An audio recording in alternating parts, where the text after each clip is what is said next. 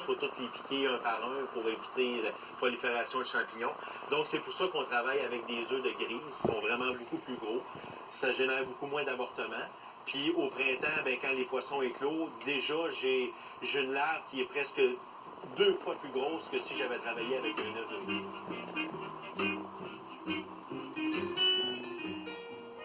J'ai toujours aimé les poissons. J'ai fait une technique en aménagement de la faune à Saint-Félicien sur l'aménagement de l'habitat en poissons.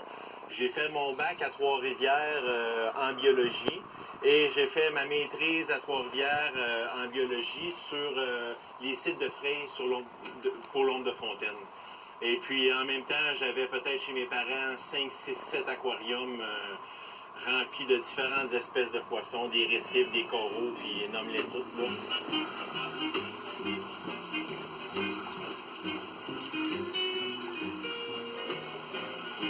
Ça ici, c'est vraiment 6 unités, 6 bassins de 5 mètres cubes en volume chaque, mais chaque unité est indépendante, puis chaque unité est en recirculation. Un peu que c'est le même principe qu'un aquarium.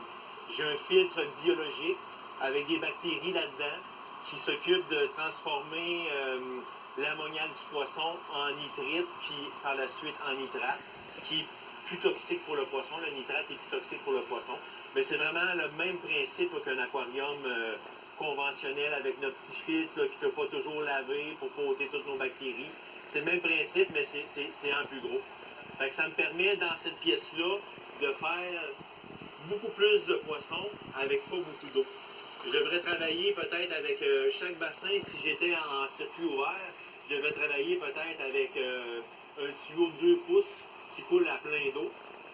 Là, tandis que là, je travaille avec un tuyau qui coule peut-être gros comme mon petit doigt d'eau. Tout simplement. C'est une grosse différence. Ça me permet d'économiser beaucoup d'eau. Et ça me permet aussi en même temps de pouvoir la réchauffer, mon eau. Je suis capable de chauffer l'air de ma pièce qui va ultimement réchauffer mon eau. Puis plus mon eau est chaude, ben, jusqu'à un certain degré, là, je te dirais autour de 14-15 degrés, là, ben, c'est l'optimum de croissance. Où j'ai le plus de croissance, c'est à ces températures-là.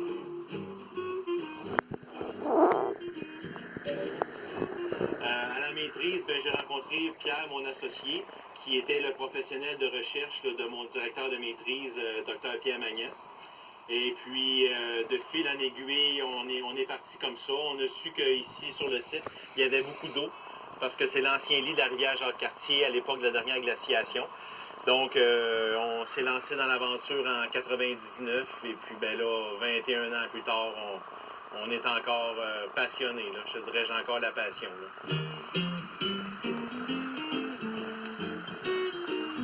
Mais ça, c'est des bassins de 15 000 cubes. Ça veut dire que ce que tu vois là, il y en a 2 fois plus profond dans la terre. C'est comme 3 bassins de côté. J'avais du 5 mètres cubes, là, je suis rendu avec du 15 mètres cubes. Mais c'est vraiment le même principe. Je rentre presque pas d'eau neuve. Mais je suis capable de faire quand même beaucoup de poissons malgré le fait que j'ai pas d'eau neuve. Là. Tu sais, dans ça, j'ai 26 000 poissons, puis dans ça, j'en ai 15 000. Je serais pas capable de le faire si je travaillais juste en eau neuve. Parce que je manquerais d'eau dans la pisciculture. Fait que ça me permet de faire plus de poissons avec moins d'eau.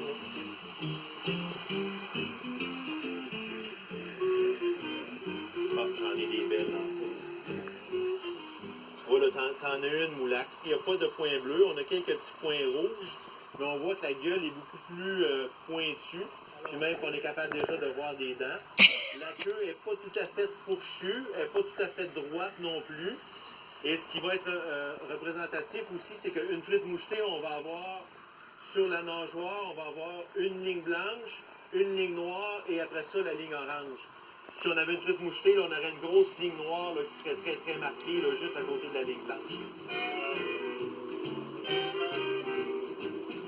C'est pas un métier que tu fais par obligation. C'est un métier qu'il faut que tu fasses par passion, là, parce que c'est quand même... moi, je compte pas mes heures. Je travaille le samedi, je travaille le dimanche. Il n'y a pas vraiment d'heures. Donc, si tu n'as pas de passion, ça va paraître sur le poisson, ça, c'est sûr.